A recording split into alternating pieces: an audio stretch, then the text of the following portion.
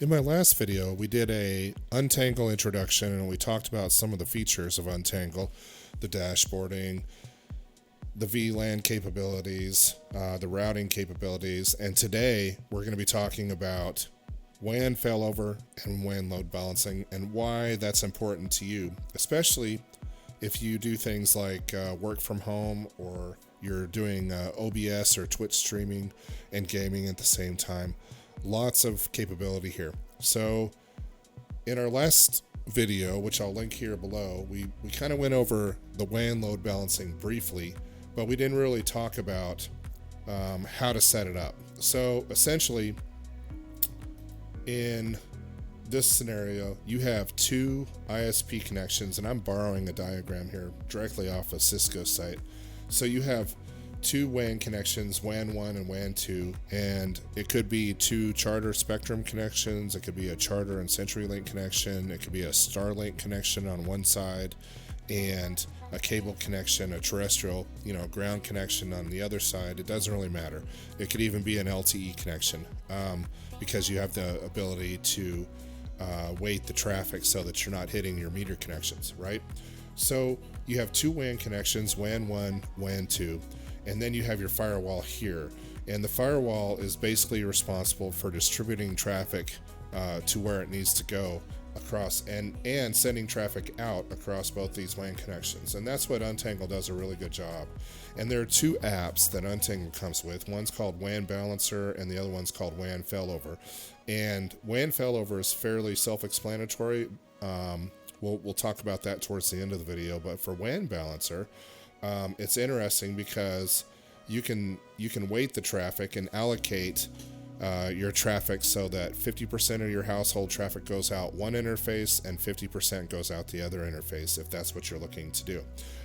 You also have the ability to change that at any time. So for example, if you had a cable internet connection that was unmetered, you could send 90% or 95% of the traffic out and then only 5% to your meter connection. Or you could even set it up so that you just do strict WAN failover with no balancing and you send all the traffic out your cable connection unless it goes down, and then the traffic hits the meter connection. In this case, I have 2 gigabit internet connections at the house and we're sending 50% out of each connection. Now, where things get really interesting is on the routing rules. And remember, in the last video, we talked about how if you're doing OBS streaming and you want your stream to hit one connection and say you're gaming to hit the other connection, you have the ability to do that. And the way that you set all this up is fairly simple. If you look at these conditions, you can tag clients and do things that way. You can do source and destination IP addresses and do things that way. Super simple. And all of that is available here under hosts or devices. You can tag devices based on IP address, MAC, and then of course you can look at what's happening. You can find sessions that you want to look at. But back to WAN Balancer. On the routing rules, you'll see here that there's a streaming server. And I've tagged that client as a streaming server, so that's my OBS stream, Twitch stream, YouTube streaming server, whatever you have in place. And I've tagged that client, and basically I've said that I want this client that's tagged streaming server to perform the follow. I want all its traffic going out of gig 1. Now notice the options here. You have balance, gig 2, gig 1.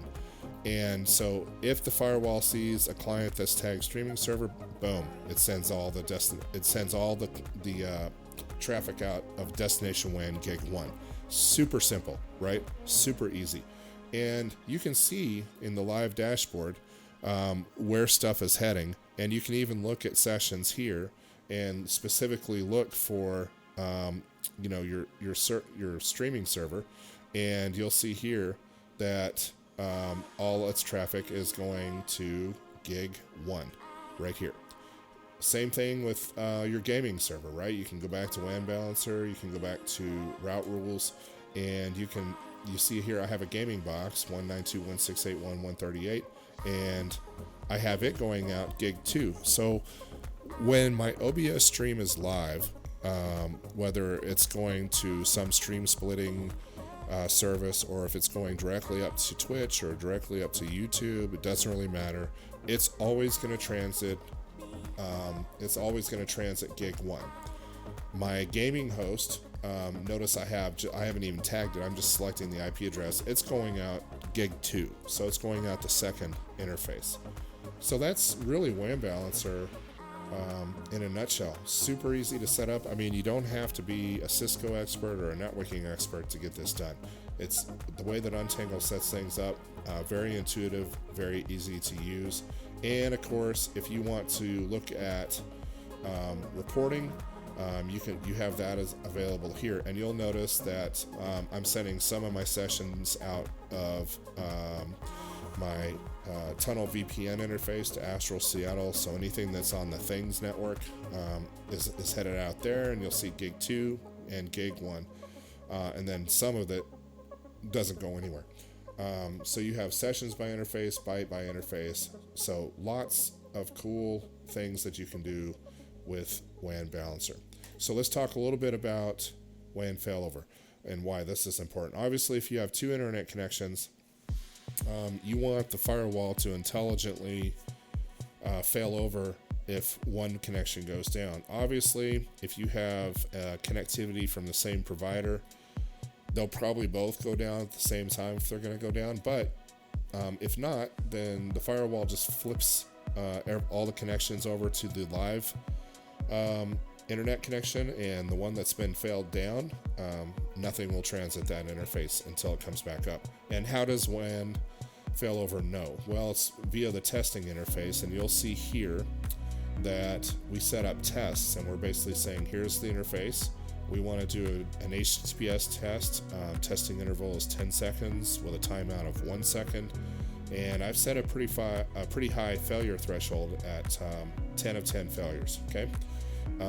And test type is HTTP, and then the URL, and you can run the test, and you'll see that it was successful. And so this is doing this all the time, and that is why when you go to the status page, we've done 110,000 tests on each interface, and we've only failed 36 times on gig 2 and 45 times on gig 1, and that doesn't mean that the interfaces were down. It probably just means that the upload was saturated in my case. So that is WAN failover. Once again, lots of cool things in Untangle. This was a short video on how to use WAN Balancer and WAN failover, and once again, you have reporting that's available for each one. You can see how many disconnect events there were, test failures. You'll see that maybe it spiked at 4 a.m. in the morning for some reason. That was probably due to some kind of maintenance. You'll see outage events, testing events, failed test events with a timestamp, as well as interface name and description of the test, and then of course you'll see all those successful. So I hope you enjoyed this video. If you did, please give it a thumbs up. I'm always looking for comments, like and subscribe, and I hope all of you have a great day.